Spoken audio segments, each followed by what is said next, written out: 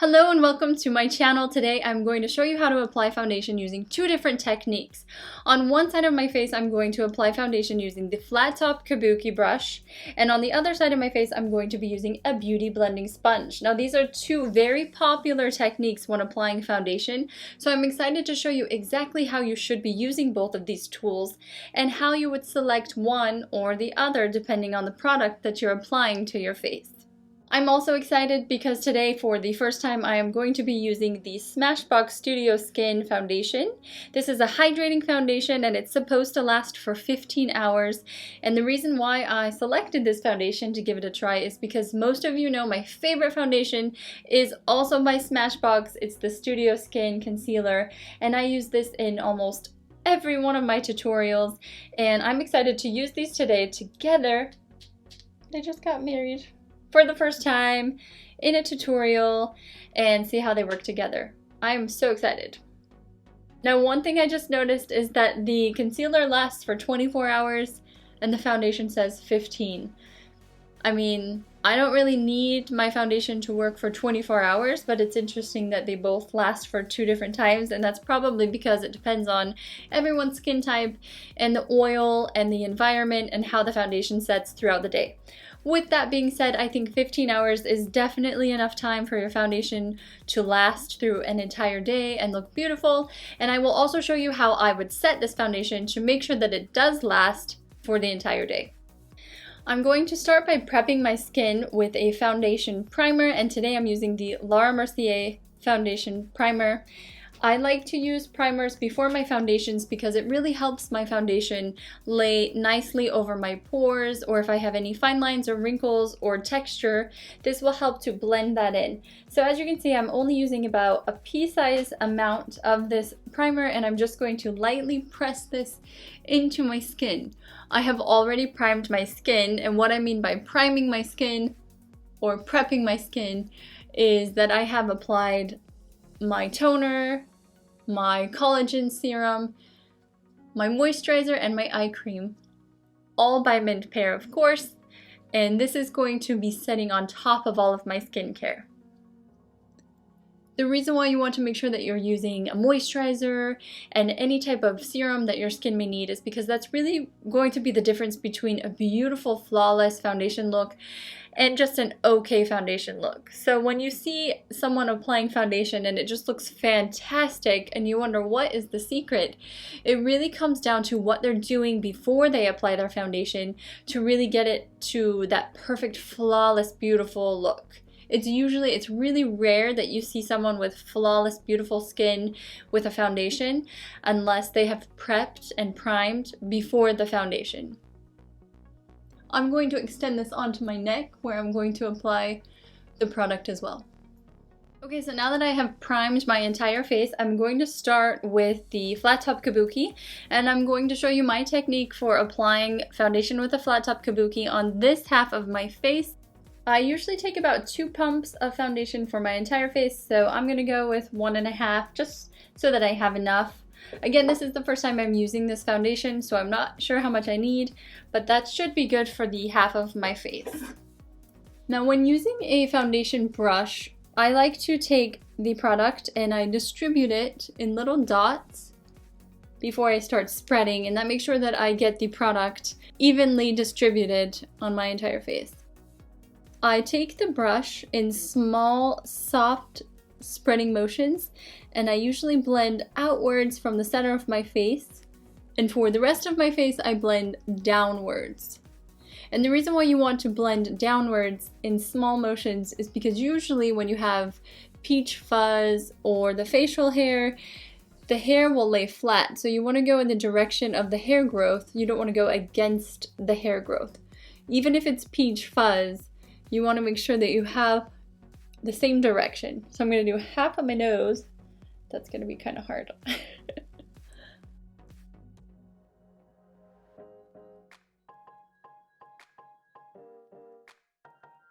And it's very easy to take this brush and go onto the neck and blend onto the ears very quickly. So as you can see, that was really quick. Now this is a light coverage foundation, which I did expect because I am familiar with the formula for the concealer. So if you want to add more coverage, it's easy to do that. I'm going to demonstrate what that would look like because I want you to be able to see on the camera the foundation and how well the coverage really can be. So I'm going to take another pump with the Mint Pear Flat Top Kabuki brush. And again, I'm just going to distribute this in little dots so that it's evenly distributed. And then I'm just going to press and pat this into my skin in a downward stroke.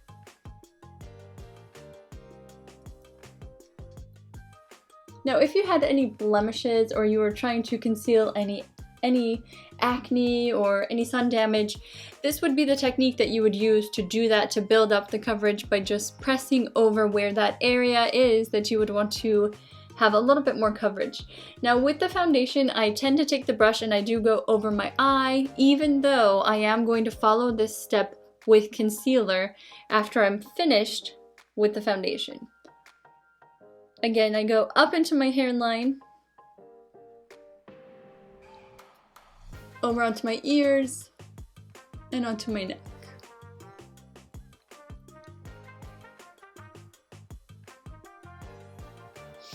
It's as simple as that. So this is the technique with the flat top Kabuki brush. You have seen that I use this technique quite often.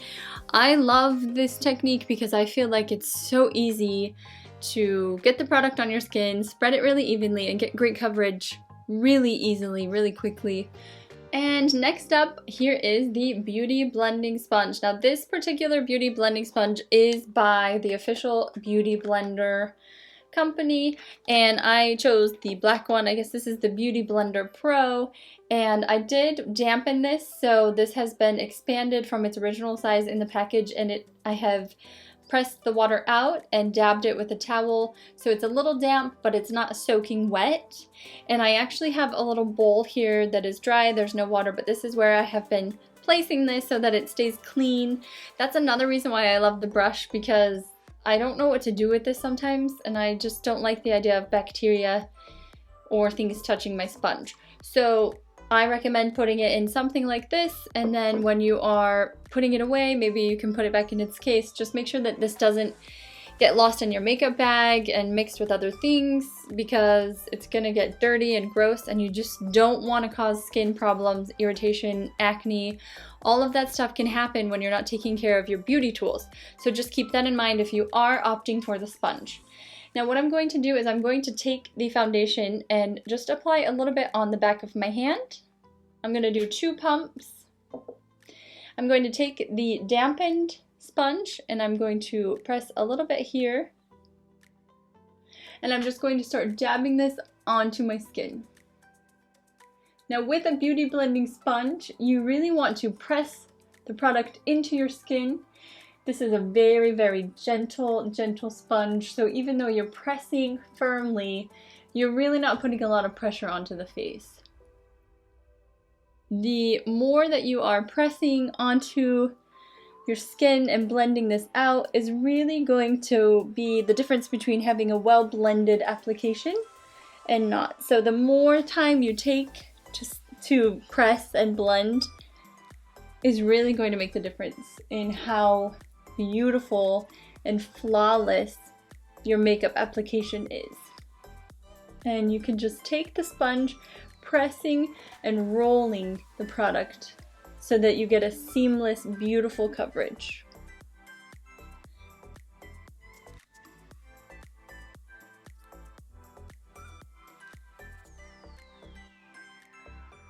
I take this again onto my ear, into my hairline, just really pressing that into my skin.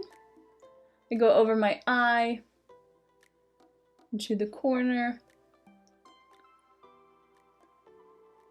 and onto my neck.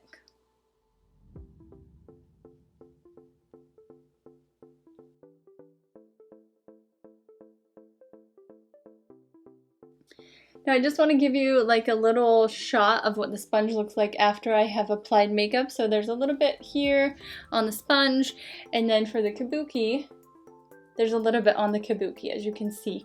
But I'm going to be fair, and I'm going to apply a little bit more onto my face, since I did do more onto this face, on this side of my face. But what I can see right away is that the coverage from the Kabuki brush is definitely it's higher coverage. I can still see my skin quite a bit. Here you can really see the difference, where I feel like my sun damage is kind of showing through here. So I'm gonna be fair and do a little bit more. What's nice about both of these products is that you can always go back and add a little bit more onto areas that you need, and it's buildable.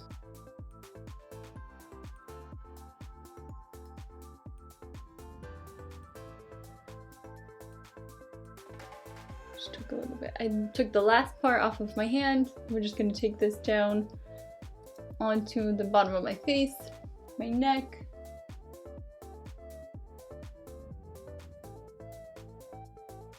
So as you can see, this is the flat top Kabuki side, and this is the beauty blending side. I don't see a major difference between the two tools. I feel like I got the same application coverage, I got the same even distribution of the product, I used the same amount of product. I don't feel like the sponge took more product or the brush took more product. So really what it comes down to is your own preference.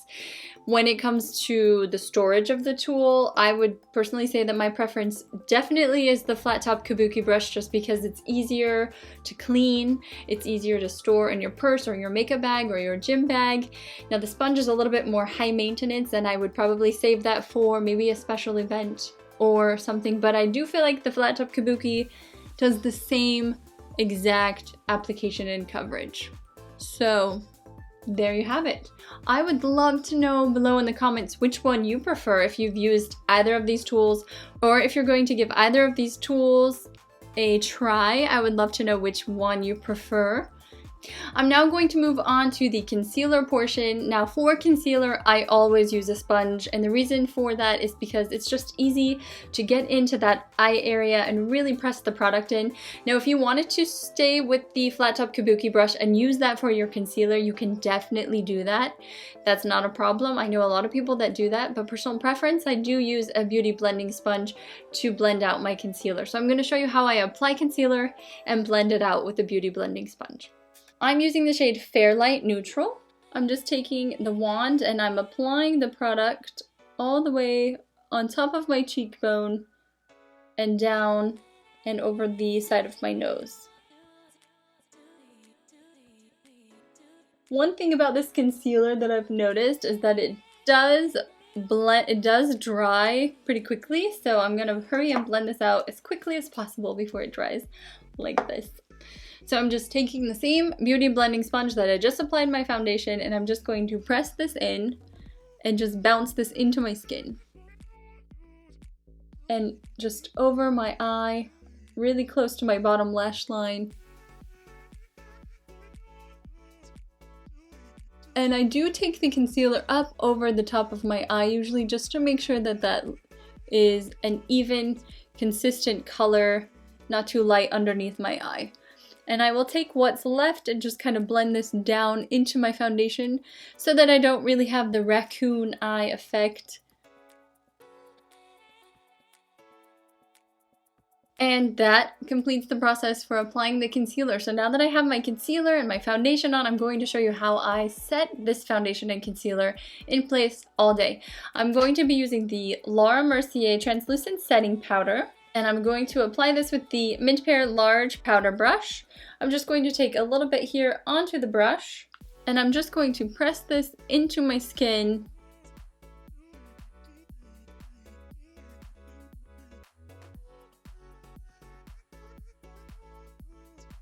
And that completes the final application with either the flat top Kabuki brush or the beauty blending sponge.